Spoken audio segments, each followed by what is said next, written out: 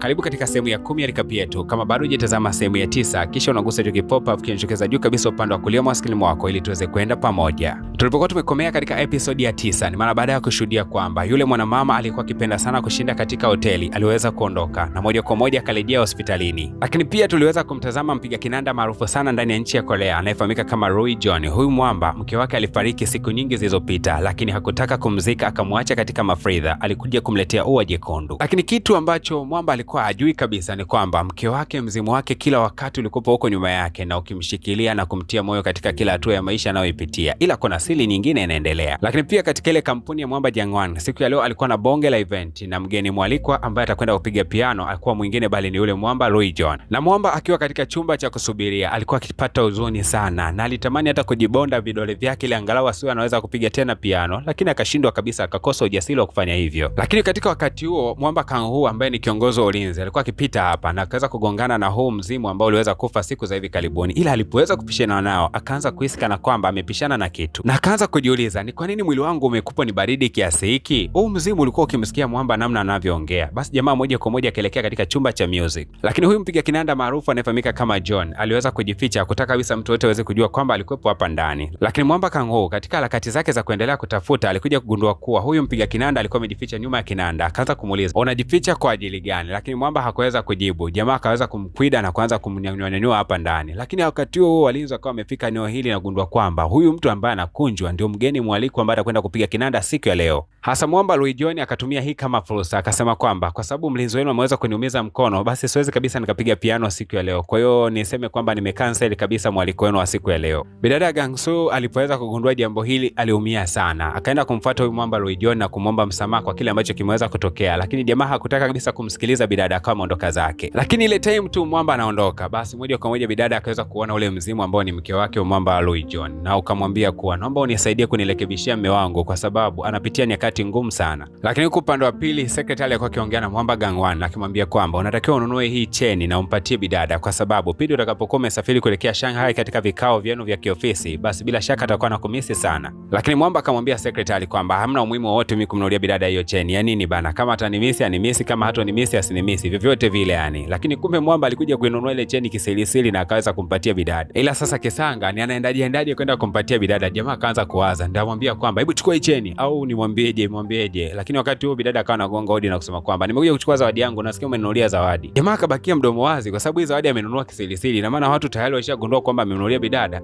Mambo haya hatari kweli kweli. Mwamba akamruka bidada na kusema kwamba mimi sio ambaye nimekununulia hii zawadi. Hii zawadi nimenunua kwa ajili ya mtu mwingine. Bidada akasema poa tu bana, nilikuwa naulizia peni yangu moja hivi ambayo nilikuwa naandikia masuala ya ilizi hivi. Umeiona?